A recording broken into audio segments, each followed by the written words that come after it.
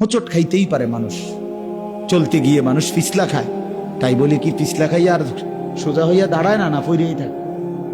তো এইটা তো উচিত, ভুল হবে। চলার পথে অনেক দিন চোখ নামায় রাখছি, আজ হয়তো নারীর প্রতি নজর পড়ে গেছে, হ্যাঁ ভুল হইতেই পারে। সবসময় সত্য বলার চেষ্টা করি, আজ হয়তো একটা ভুল বলে ফেলছি, মিথ্যা বলে, হতেই পারে। কিন্তু লাগাতার মিশা কথা, কথা বুঝছেননি আমার কথাটা? প্রত্যেক দিন মিশা কথা, প্রতিদিন বুঝি মানুষের সুদ খায়, প্রতিদিন বুঝি ওজনে কম দেয়, প্রতিদিন বুঝি কাস্টমারের ঠকা। এটা কি মুসলমান? এ কেমন ধরনের পাপ? 30 বছর বুঝি প্রত্যেক দিন টেলিভিশন চলবে আপনার ঘরে, প্রতিদিন আপনার ঘরে নিয়ম মাফিক নাচ গান নর্তকের ছবি চলবে। আপনাদের আখিরাত নাই? আপনার বিবি বাচ্চার আখিরাত নাই? তো এরা মরলে কোথায় যাবে? এদের পরিণতি কি হবে? আর আমি বাবা হিসাবে, অভিভাবক হিসাবে কি দায়িত্ব পালন করলাম? খাট পালং আর সোফা, ফার্নিচার, কাঁচের প্লেট আর নুনের বাটি, এটাই ছিল জিম্মাদারি না? একজন মুসলমানের দায়িত্ব তার স্ত্রী সন্তানের জন্য এই শুধু খাট পালং আর সোফা ফার্নিচার ব্যবস্থা করা, এই তো না?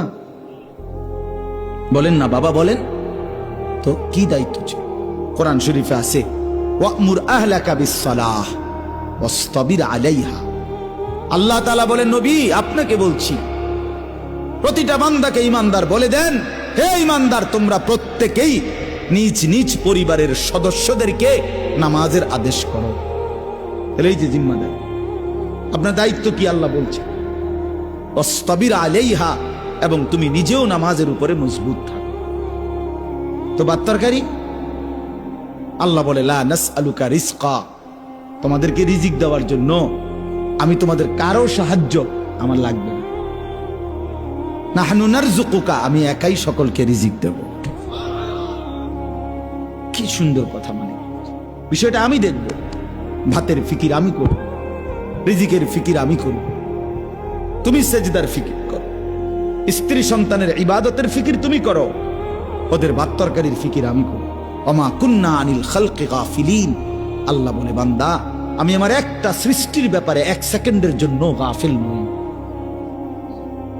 7 তবক জমিনের নিচে যেই পিঁপড়া হাঁটে, 7 আসমানের উপরে যেই ফেরেশতা হাঁটে, আমি দুইটাকেই সমান নজরে দেখি, একই মুহূর্তে দেখি, একই মুহূর্তে দেখি।